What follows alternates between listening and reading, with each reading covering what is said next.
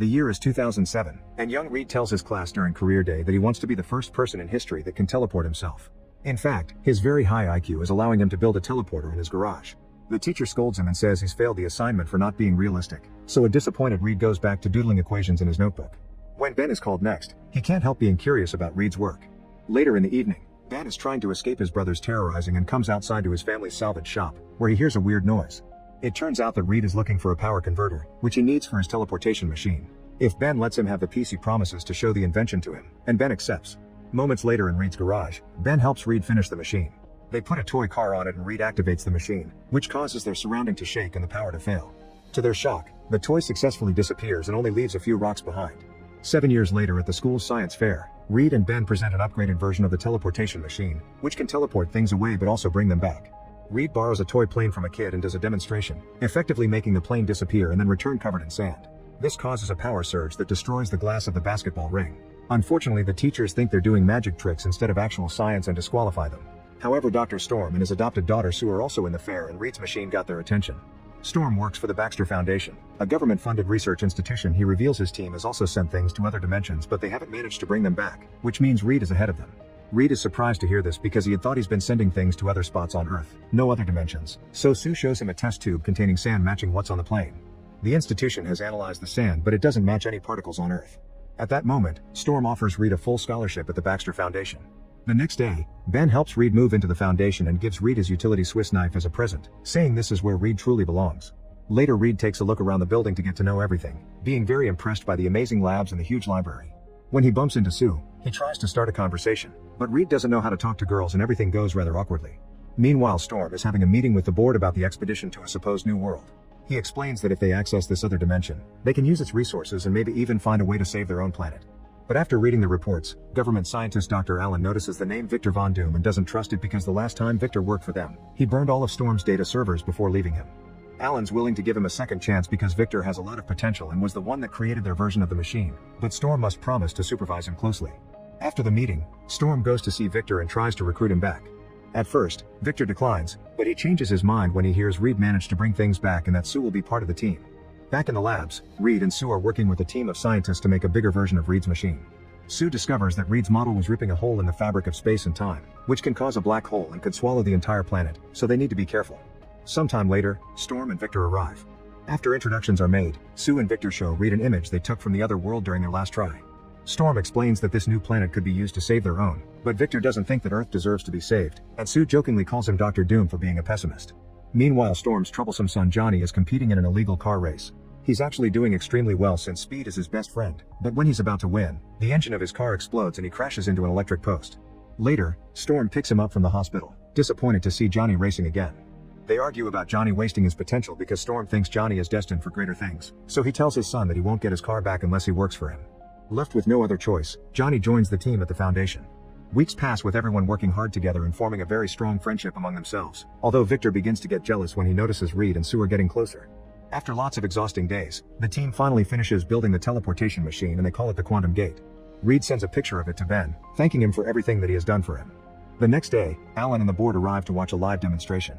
They send a monkey for the first organic test and after a few seconds of tension, they get a video feed with the other dimension, which they call Planet Zero. Then the monkey returns in good health, which officially makes the experiment effective and safe. Alan congratulates the team, but when the teenagers say they want to go next, Alan immediately refuses. Creators must stay behind to control the machine. They'll be sending NASA men instead. After the board leaves, Reed, Johnny, and Victor decide to have a drink together to forget their disappointment. However, they keep complaining about the fact they don't get to go to the dimension they discovered themselves, which should give them first step rights.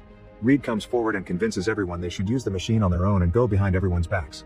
The other two agree, and Reed calls Ben to join them since he was an original creator too. Moments later, everyone suits up and gets into the machine pods. Meanwhile, Sue is working in the office and gets an alert that someone is activating the gate, so she runs to the lab to check. By the time she arrives, the four men have already disappeared. On Planet Zero, the guys are amazed by this new dimension. When Reed and Ben put up the American flag, the ground breaks and reveals a glowing green light beneath it. Afterward, they check on the place where Victor thinks the energy is converging. Johnny stays at the top of the cliff to be the anchor as the other three climb down and find a green lava-like substance. When he touches it, Victor discovers that it's responding to a physical stimulus. Then Victor dips his hand further only for the substance to explode, causing the ground to erupt. The three men run back to the rope and climb immediately with Johnny supporting their weights, but Victor falls hanging on the rope. Reed tries to pull him up, but the erupting green substance reaches Victor and spreads over his body, so Reed has no choice but to let go of him. Unfortunately, the substance melts off the rope, causing Victor to fall back down to the surface. Reed and Ben continue climbing and reunite with Johnny to go back inside their pods. However, the re-entry is not working. At that moment, Sue gets their signals back and activates the return, but she isn't fast enough. Suddenly Johnny catches on fire, and Ben is hit by a bunch of rocks. The machine explodes when it returns and sends a shockwave that knocks Sue out and causes blackouts to the whole city. When Reed regains consciousness, he immediately sees Johnny burning and Ben caught under the rocks.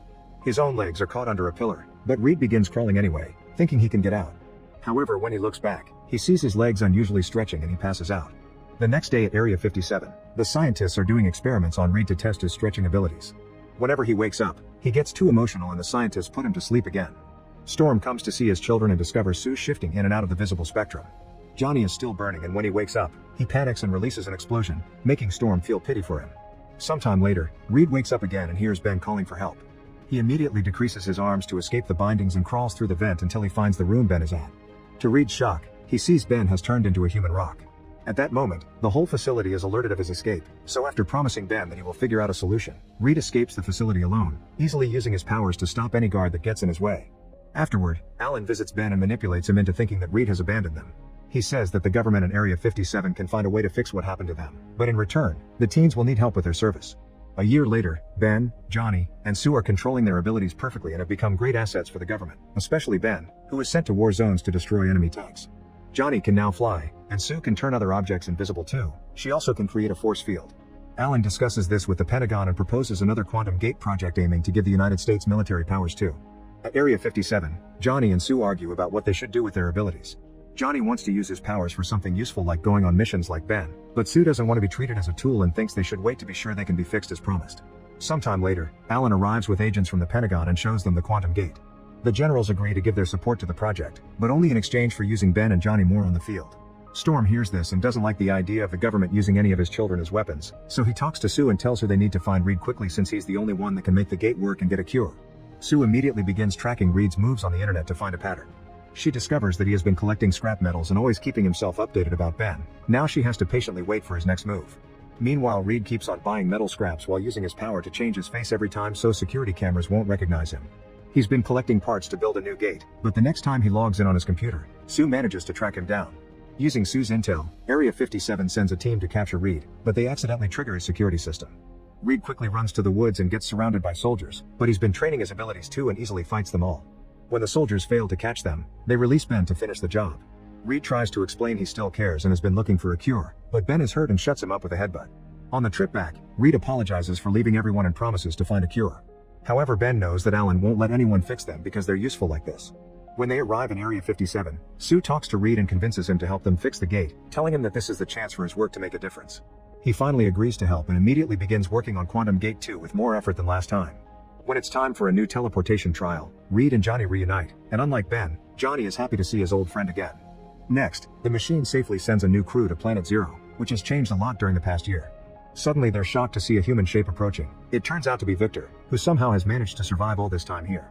Alan orders the crew to bring Victor back and he's immediately sent to an examination room. When they look at him more closely, they discover that his suit is fused with his body and the green light can be seen underneath. Alan promises Victor that he'll cure him in exchange for him telling them everything he knows about Planet Zero. Victor explains that it was the place itself that kept him alive and gave him immense power. Then he snaps and uses his newfound telepathy to kill everyone in the room. Afterward, Victor goes out and wanders around the building to kill every single person he can find without remorse. An alarm quickly goes off, and for a moment Ben thinks Reed is the one trying to run away again. Johnny is on his guard and accidentally hits an invisible Sue. Then the siblings go looking for their father. At that moment, Victor is trying to go back to Planet Zero and Storm is trying to stop him. By the time the siblings arrive, they have to watch how Victor mercilessly kills Storm. Then Reed and Ben also arrive and try to talk Victor down, but Victor simply telepathically shoves them away before finally entering the machine and returning to Planet Zero. There he starts overloading the quantum gate to create a vortex that will pull everything from Earth to the other world. A furious Johnny flies to the portal to Planet Zero, and Sue creates a force field around herself and her two friends to follow him. Seeing how the vortex works, Reed deduces that the matter from Earth is being converted into energy, and the only way to shut it down is to stop the source itself, which is Victor. Johnny and Ben attack separately with all their might, but Victor can easily beat them down by barely lifting a finger. He covers Johnny with smaller rocks and mud to kill off his fire and attaches bigger rocks to Ben, making it impossible for him to move. Meanwhile, Sue creates a massive force field that prevents the debris from Earth from falling into the quantum gate. Noticing this, Victor sends sand and small rocks to detect where Sue is hiding. The particles overwhelm her force field and the extra weight causes her to fall. Then Reed attempts to talk Victor out of it again, but his only answer is to ask Reed to call him Doom as he spreads the green substance over Reed's body in order to make him loose like old rubber. At that moment Sue recovers and tries to attack Victor directly, but he just pins her down using his powers. Seeing his friends on the brink of death, Reed gathers his strength and regains control of his body, which allows him to attack Victor and throw him off a cliff. It only takes a few seconds for Victor to rise again, but this time Ben is waiting for him with a huge rock that he throws as a distraction.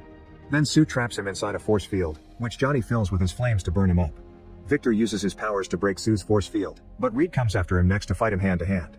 This turns out to be another distraction because at that moment Ben comes out of Sue's invisibility and punches Victor into the machine. Lastly, Johnny breaks all the pillars, causing Victor to be turned into pure energy. Now the battle is over and they won. The four friends run back to the machine to return to Earth right before the gate closes. Sometime later, the Pentagon thanks them for saving the world and asks them to be their soldiers, but the friends turn them down and passive-aggressively imply things will get nasty if they aren't left alone. At least they get gifted a large lab to work on and they agree they need to come up with a name for their team. After a comment made by Ben, Reed says they shall be the Fantastic Four.